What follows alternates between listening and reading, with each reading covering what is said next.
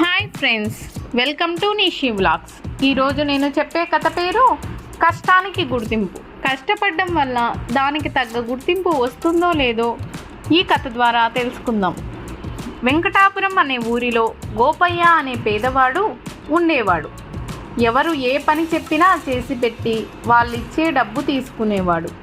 ఏ పని అయినా సరే చాలా శ్రద్ధగా నిజాయితీగా చేస్తాడని అతడికి చాలా మంచి పేరు ఆ ఊరిలో. ఓసారి గోపయ్యను ఆ ఊరి జమీందారు పిలిచి తన దగ్గరున్న పడవకు రంగులు వేయమని అందుకు 50 రూపాయలు ఇస్తానని చెప్పాడు. గోపయ్యకు ఆ డబ్బు తక్కువని తెలిసినా పని పూర్తి చేయడానికి సిద్ధమయ్యాడు. జమీందారు ఇచ్చిన రంగులన్నీ తీసుకుని పడవ దగ్గరకు వెళ్ళాడు.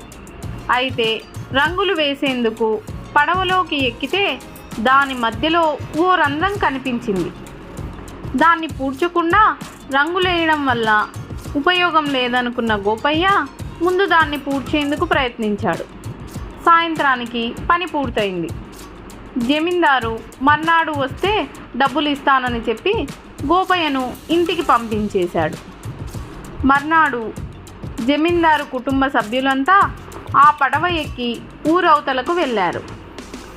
అదే రోజు ఊరి నుంచి తిరిగి వచ్చిన జమీందారు నౌకరికి ఈ విషయం తెలిసి కంగారు పడుతూ జమీందారు ఇంటి దగ్గరికి వెళ్ళి ఆ పడవ ఉన్న రంధ్రం గురించి చెప్పాడు.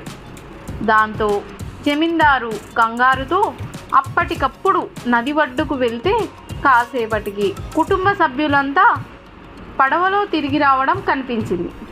వాళ్ళు ఒడ్డుకు చేరుకున్నాక పడవను గమనిస్తే ఎక్కడా రంధ్రం కనిపించలేదు. జమీందారుకు విషయం అర్థమై అప్పటికప్పుడు గోపయ్యను ఇంటికి పిలిపించి చెప్పిన దానికన్నా ఎక్కువ డబ్బు ఇస్తూ రంగులేయమని చెబితే రంధ్రాన్ని కూడా పూడ్చావు.